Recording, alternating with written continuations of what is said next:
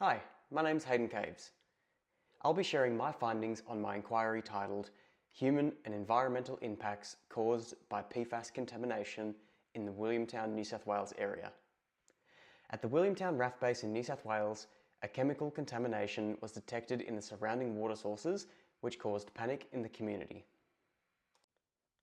The chemical that was detected is a group of manufactured chemicals called per- and polyfluoroalkyl substances, better known as PFAS. The PFAS that was found in the contaminated areas is from a firefighting foam that the RAF used at the base for over 30 years.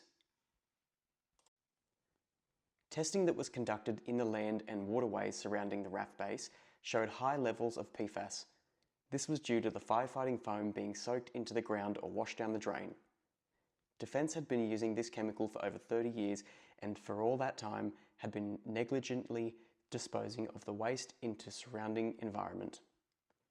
The testing showed that the PFAS had travelled through the drainage systems and spread over a large area which contaminated local waterways, land and civilian properties. The locals relied on their bore water as their main water source and for years have been drinking and showering in contaminated water. They have also been growing vegetables and raising livestock on the poisoned land. Upon investigating the topic, it was discovered that the manufacturer of the chemical, 3M, decided to phase out the firefighting foam when it was found to be harmful to environments and human health. This was in the year 2000. Australian Defence only stopped procuring the product in 2008. To make the situation even worse, the public was only notified in 2015 through a media release by the New South Wales Environmental Protection Authority.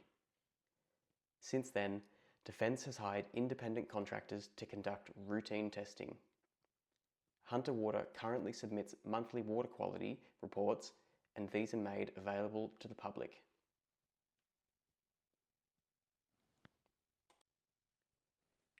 People should care about this issue because it highlights how negligence can cause such disastrous effects to our environment.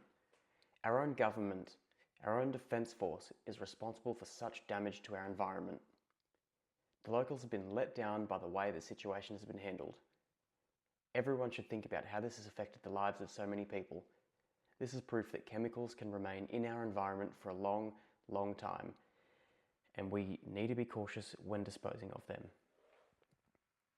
Think about what could be happening in your area that you just don't know about yet. How would that make you feel when you get told that the water you've been drinking for the last 30 years is toxic and will cause cancer? Here's how we can all make a difference. Engage with your community and raise questions on environmental sustainability because negligence towards our environment has the ability to affect many lives. Be thoughtful as an individual towards the environment. Consider potential harm you could be causing if you don't dispose of chemical waste correctly. Use this inquiry as a real-life example of what it can lead to. If you want to make a change, gather the data and facts. Credible information can't be argued with and is your best chance at making a difference.